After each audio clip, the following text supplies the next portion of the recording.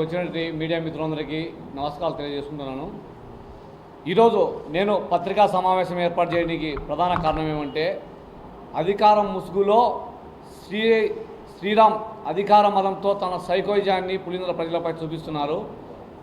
ఆ కార్యక్రమంలో భాగంగానే నాపై ఎటువంటి కేసులు లేకపోయినట్టుగా, ఎటువంటి ఈ తప్పుడు లేకపోయినప్పటికీ కూడా స్టేషన్కు పిలిపించి తను చేసిన పంచాయతీని మళ్ళీ ఆర్డీఓకి అప్పీల్ చేసినానని చెప్పి ఇష్టారాజ్యంగా దుర్భాషలాడుతూ నోటి చెప్పలేని విధంగా తిడుతూ ఇష్టారాజ్యంగా దాడి చేశాడు. ఆ దాడిలో భాగంగానే నా చేయి కూడా విరిగి మరియు రక్తస్రావం కూడా అధికంగా కావడం జరిగింది. ఆ రక్తపు చొక్కాను కూడా బలవంతంగా మార్పించి జడ్జి హాస్పిటల్కు మరియు జడ్జి గారి దగ్గర హాజరుపరచడం జరిగింది. అయితే వాళ్ళు ఇచ్చిన ఏదైతే ఈ పోలీస్ ప్రొసీడింగ్స్ ఉంటాయో దాంట్లో ఈ తప్పులను గమనించిన జడ్జి గారు కూడా ఈ సిఐ శ్రీరామ్కి సోకాజ్ నోటీసులు ఇవ్వడం జరిగింది. ఏమంటే ఇప్పుడు నేను చెప్తున్నాను, సిఐ శ్రీరామ్, నేను నీకు ఇప్పుడే సవాల్ ఒకటి చేస్తున్నాను. నేను 4వ తేదీ సాయంత్రం పోలీస్ స్టేషన్కు నీ ముందర హాజరైతే నువ్వు 5వ తేదీ నన్ను నిర్బంధంలోకి తీసుకున్నావని చెప్పి తప్పుడు కేసు నమోదు చేసి మీడియాను మరియు గౌరవ న్యాయస్థానాన్ని కూడా మోసం చేసినావు. నీకు అసలు సిగ్గుంది అని చెప్తున్నాను. నువ్వు పోలీస్ డిపార్ట్మెంట్లో సిఐకే కాదు, కనీసం హోంగార్డుగా కూడా నీకు పనికిరావు.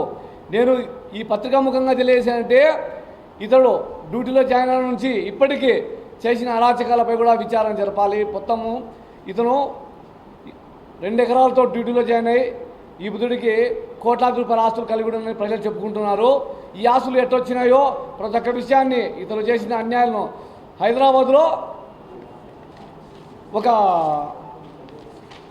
గంజాయి స్మగ్లింగ్ కేసులో కూడా ఇతని ఇన్వాల్వ్మెంట్ ఉందని మనకు పేపర్కి వచ్చింది అప్పట్లో. ఈరోజు లీగల్ నోటీసులు కూడా ఈ ఆదోనిలో ఒక ఎస్సీ అభ్యర్థిపై, ఒక ఎస్సీ వ్యక్తిపై దాడి చేసేందుకు సోకాజ్ నోటీసులు ఇస్తూ ఆదోని కోర్టు వారు కూడా ఎస్సీ కమిషన్ వారు ఇవ్వడం జరిగింది. ఇది ఎంతటి అన్యాయం అంటే, ఎంతటి అరాచకాలు చేస్తున్నాడంటే, దారుణంగా ఇతని అన్యాయాలు అరాచకాలు ఉన్నాయి. మేము ఒకటి తెలియజేస్తున్నాం జిల్లా ఎస్పీ గారికి, అయ్యా గౌరవనీయులైన ఎస్పీ గారు, వాస్తవంగా ఈరోజు నేను ఇక్కడ ప్రాణాలతో ఉన్నానంటే అది మీదైనే. ఎందుకంటే మా భార్య మీకు ఫోన్ చేసి విషయం చెప్పగానే మీరు దీన్ని సీరియస్గా తీసుకొని ఎస్ఐ గారిని మరియు ఏఎస్ఐ గారిని ధైర్యం చెప్పడానికి మా ఇంటికి పంపించారు. దానికి సంతోషం మరియు కృతజ్ఞతలు తెలియజేస్తున్నాను. అంతేకాకుండా మీరు కేవలం అంటే ఈ చర్యలతోనే సరిపెట్టుకోకుండా మేము ఇచ్చిన ఆల్రెడీ నిన్న ఎస్పీ గారికి స్పందనలో కార్యక్రమంలో ఆయనకు ఎస్పీ గారికి మనం ఫిర్యాదు చేయడం జరిగింది. మేము ఇచ్చిన ఫిర్యాదుపై పూర్తి సమగ్ర విచారణ జరిపి ఆయన పైన చర్యలు తీసుకోవాలని కోరుకుంటున్నాను. అంతేకాకుండా అతడు ఏదైతే తప్పుడు కేసు నమోదు చేశాడో, నేను 4వ తేదీ స్వయంగా హాజరైతే ఆ హాజరుగా దాని తప్పు పక్కన పెట్టి 5వ తేదీ అరెస్ట్ చేశానని చెప్పి అక్రమంగా కేసు పెట్టి నిర్బంధించి ఆర్టికల్ 22 అప్ టు కింద 24 గంటల లోపల నన్ను కోర్టులో హాజరుపరచాలి, దాన్ని ఉల్లంఘించాడు. అంటే ఆర్టికల్ 14 కింద సమానత్వాన్ని చూపించాలి, అంటే చట్టం ముందు అందరూ సమానమైనదని ఉండాలి, దాన్ని ఉల్లంఘించాడు. ఆర్టికల్ 21ని ఉల్లంఘించాడు. ఈ విధంగా రాజ్యాంగాన్ని తన ఇష్టం వచ్చినట్టు తుంగలేకు దొక్కి ఆయన స్టేషన్ను తన ఇష్టారాజ్యంగా, తన అరాచకాలకు, తన రౌడీజం చూపినికి ఒక నివాసంగా దాన్ని మార్చుకున్నాడు. కావున జడ్జి గారు ఏదైతే సోకాజ్ నోటీస్ ఇచ్చారో దాన్ని కూడా మీరు పడకలేక తీసుకోవాలా. ఈ విధంగా అతను చేసిన గతంలో కానీ ఇప్పుడు వచ్చిన ఆరోపణలపైన సమగ్ర విచారణ జరపాలని ఎస్పీ గారిని కోరుకుంటున్నాను.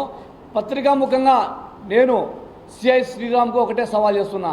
సిఐ శ్రీరామ్, నేను ఒక అబ్బాకు ఒక అమ్మకు సక్కంగా పుట్టినా.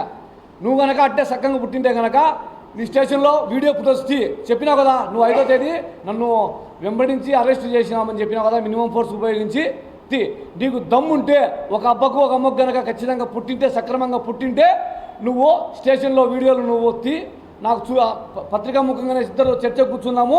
ఎవరిది మెట్టయితే ఒకవేళ నువ్వు చేసింది కరెక్ట్ అనుకో, అప్పుడే ఎటువంటి న్యాయ విచారణ లేకుండా నేను కోర్టుకు లొంగిపోయి ఏదైతే చట్ట ప్రకారము కేసు శిక్ష పడుతుందో దానికి అంగీకరిస్తాను.